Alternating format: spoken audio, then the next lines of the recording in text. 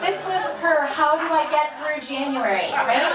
So she's back and forth in her studio. Is that not Creative Mornings or what right there? Is that? And I love that.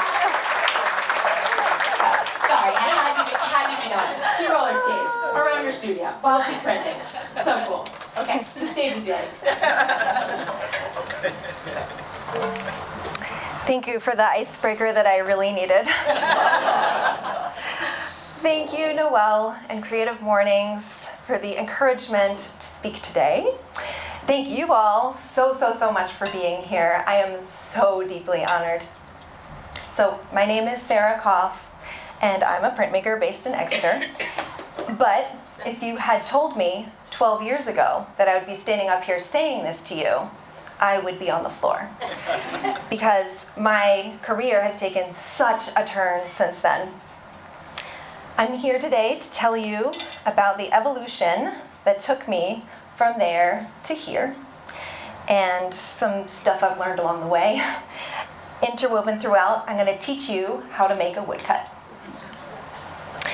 My story starts in the 1980s Baltimore suburbs, where kids were just sent out to play all summer long. I was really artsy as a kid, constantly doodling through all of my notebooks and creating elaborate Halloween costumes. I was also pretty outdoorsy by default. Some of my earliest tangible memories are waiting for my bus underneath the branches of this giant Norway spruce tree, playing in the middle of this forsythia bush that was huge and wild in my backyard, camping most summers on an island in the middle of a lake in the Adirondacks. Nature was where I was happiest and most myself. And I realize now I was so lucky. This gift of an outdoor childhood was how, when I got to college, I figured out what to do with myself. At the gigantic University of Maryland College Park, I found my people in the outdoor recreation program. I led trips for them year-round, backpacking, whitewater canoeing, climbing. I loved bringing people outside, especially non-outdoorsy people, to see their discomfort melt away over the course of a trip, to feel connections form in a way that isn't possible in an indoor setting. It was magical. At the same time, I was taking environmental studies and ecology classes, learning about flora and fauna, and things like Superfund sites, climate change, pesticides, factory farms, and getting super charged up. I thought, if everyone had the same connection to the environment that I did, they would do everything in their power to protect it. It sounds naive, but that's what I really believed. So I decided right then and there that my life goal was to help people make real and deep connections with nature. But I wasn't quite sure how to make that happen. Teaching was an obvious first choice. I became an environmental educator, teaching kids about the ecosystems we explored together. I did that kind of work for a few years, but then I wanted to see what else was out there, so I went for my master's in natural resources, and I decided I wanted to work with communities to design ecological public spaces. So here I was, not a decade out of college. I got married to a geologist. Whoop, whoop. Life was great, even though we were in the Great Recession and there were no jobs. And then this happened. My husband, Drew, got a job in New Hampshire, so we moved here. I was pregnant with our first kid. I decided to stay home with the baby for a while, so my sights turned inward, toward fixing up our first house, planting deep roots. Literally, I planted a tiny orchard, and pausing to figure out how to make that career happen. Although I loved being a new mom in many ways, it was boring, lonely, and like a giant hamster wheel of chores. Luckily, I had just taken a weekend course on block printing. I loved how accessible it was. With only a few bucks, I had all the tools I needed to get going at home. I had always felt a deep need to make stuff during times of stress. Things like quilts and dresses and hand-painted cards. With an infant that first winter in our new home, I made more and more block prints, and people started asking to buy them. I thought, this could be a neat way of making some cash, finding some community, creating some sort of identity for myself other than mother. So on a whim, I applied to the local farmer's market to see if I could sell cards at my own booth. And I got in. And that Portsmouth Farmers Market is how I started up the steep and windy, some might say backwards, road to becoming a printmaker. To make a woodcut, you first sketch out an image. I like to sketch directly on the block of wood because it loses a little something when you transfer it from paper. If you'll be working in more than one color, you need to have a clear vision for both the finished product and the process before you even start, because there are a lot of different ways to skin that cat. You can use multiple blocks that form together like puzzle pieces. You can make a single block print and then paint color in, or you could create a reduction piece, which is when you print a bit, carve a bit, then print another color, carve more, then rinse and repeat until the block is destroyed and you've added several layers of ink, one on top of the other. In fact, the planning part of the woodcut process is probably the most important. And even though it's worth mentioning that sometimes, even with all the planning in the world, the print can end up looking different than you imagine. The more I did it, the more I realized that printmaking was really it for me. It captivated me in a way nothing else had before. It's physical and involves so much rhythmic repetition. It suits my need for alternating cycles of energy bursts and quiet, of working within a very structured process, but also being able to work intuitively and creatively, improvising cutting lines and color choices along the way. And with each, I went too far. And with each print sale and market, I became more interested in developing the skills I needed to become an excellent printmaker without a formal art education. Somewhere along the way, my goal shifted from trying to make some extra cash to mastering my craft. When I think of those first few years making prints, I think about the Ira Glass quote about the gap. There's this gap. For the first couple of years you make stuff, it's just not that good. It's trying to be good, it has potential, but your taste, the thing that got you into the game, is still killer. And your taste is why your work disappoints you. It was so true. And with 2 little kids at home and only small chunks of work time each day, it took me quite a while to get close to closing that gap. Without formal training, I had to figure out where my weak points were and find teachers to help me strengthen them. Taking workshops was great, but not enough. I poured over YouTube, Patreon process videos, and of course books. I signed up for a formal critique through the New Hampshire League of Craftsmen and took online courses. At the same time, I tried to worm my way into the printmaking community. I taught my own block printing workshops, participated in print exchanges, and opportunities like Big Ink, a traveling printing press that enables you to print huge wood blocks collaboratively. I made block printed logos for small businesses, mostly through my connections made at the farmers markets. I participated in group shows and even had my own solo exhibit. I was having so much fun and was feeling like I might be able to make a career out of this. Carving is my favorite part. The job is to carve away all the little bits that will end up being negative space in the final print. I sit at my carving table, turn on a podcast or music, and just go. My favorite is when the carving is long and intricate. I especially like tree branches or long grasses because I can really just settle into the rhythm of it. Hours go by without me realizing it. It's a good time for meditation, not just on the block or the project, but on whatever else is on my mind. Carving is the time to really slow down, be quiet, be present, or sometimes binge something on Netflix. I remember when I learned that sharpening your tools was actually more important than having good tools. To sharpen your carving tools, you can use a whetstone and a honing block. It's all very simple and only takes a few minutes, and it's the difference between a clear print and one with lots of tiny mistakes in it. But taking the time to sharpen my tools is hard for me when I have limited time to work. I don't want to waste any minute on anything other than the direct task at hand. I'm not necessarily a patient person. But taking that time is so critical to the process. And at the risk of sounding corny, this applies to the rest of my life as well. Sharpening my life tools is incredibly important for my creative process. Getting outside, spending time with interesting people, getting my hands dirty in the garden, dancing, cooking good food, strength training, all that stuff makes me work better. Not faster necessarily, but better.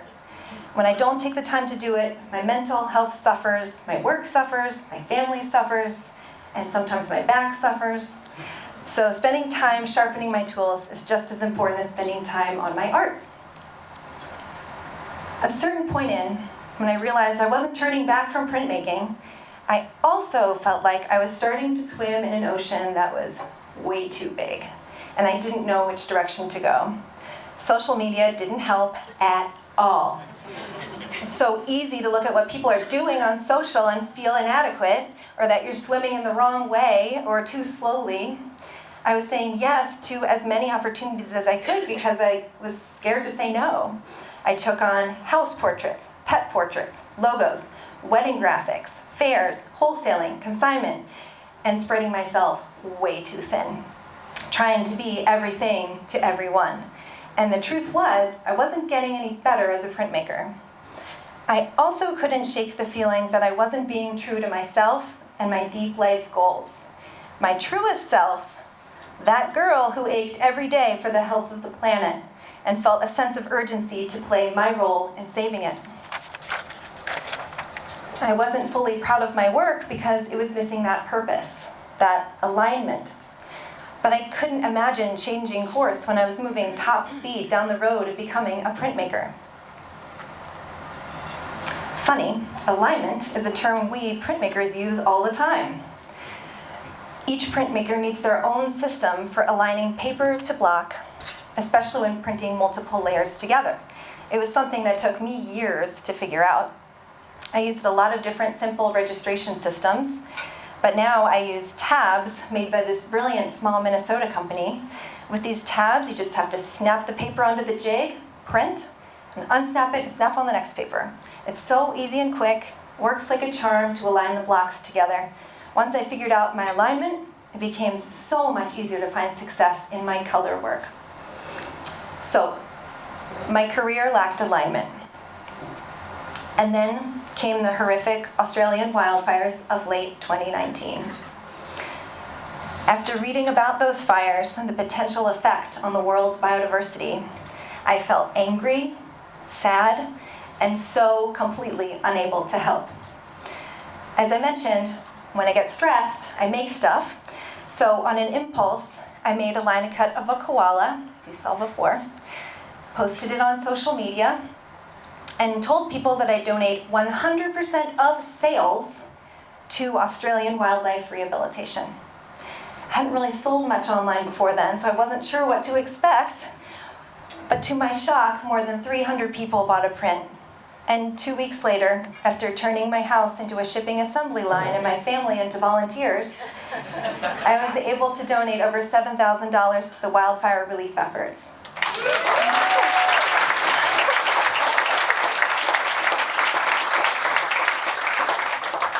And everything changed for me.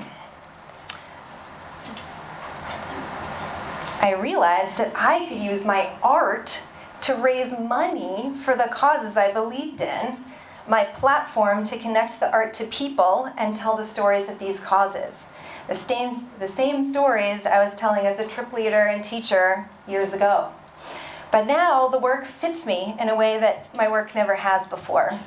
And once I figured out that alignment, everything started to fall into place. I decided to go back to square one. I stripped back the breadth of work I do, stopped taking commissions, said no to a lot. I decided to keep my logo work but move it under a different company called Ink and Light Creative that I started with my photographer friend, Katie Goodall, in the back. Focusing on building my craft has freed me up to hold more fundraisers, each looking a little different as I played around with how to raise money and awareness while also paying myself for my time in order to make this whole thing sustainable. And at first they were mostly responses to things happening in the world. This was early pandemic. But then I honed in on a few major themes. Local agriculture is one thing I'm super passionate about. My younger sister started her own organic veggie farm, and seeing her grow it from a scrappy backyard operation to a thriving organism has been absolutely awe-inspiring. In 2021, I made 12 lino cuts of local seacoast farms to turn into a calendar, sending a huge portion of proceeds to Seacoast Eat Local. I wanted it to celebrate our local farms and also benefit the organization that makes this locally grown food possible and accessible. I also gave them the digitized prints so they could make and sell their own note card sets. This was an amazing partnership. They sold the calendars at the markets, I sold them on my website, and I quickly had to get them reprinted because they were so popular. Conservation is another major theme throughout my work. The year after the farm calendar, I made a calendar of 12 bird woodcuts featuring birds that live around here. Oop, fast fingers. And donated a percentage of proceeds to Audubon Society. Audubon is obviously a much larger scale organization, one that does great work preserving habitat for birds and helping advocate internationally. It's been incredible to participate in collaborative printmaking fundraisers like the Canary in a Coal Mine project hosted by Zia Mays.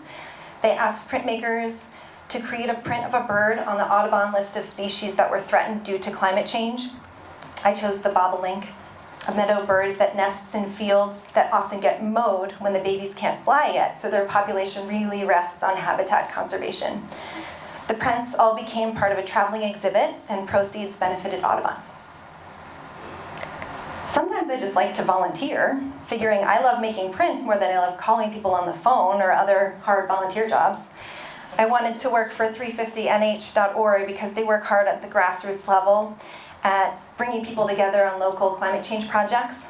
I've made a few graphics for them over the last year for tote bags and shirts. When my town's Conservation Commission decided to resurrect the old Alewife Festival to celebrate the Exeter River, my hand shot up to create a graphic for them. My lino cut was printed onto pint glasses and t-shirts to sell, and Saul Belly Brewery offered folks who brought in my pint glass a free Alewife beer, which they had made for the event. It was pretty sweet. But otherwise, I fundraised by promising a portion of print sales in my shop to various organizations, depending on the piece. Pieces about birds or bird habitats generally go to Audubon.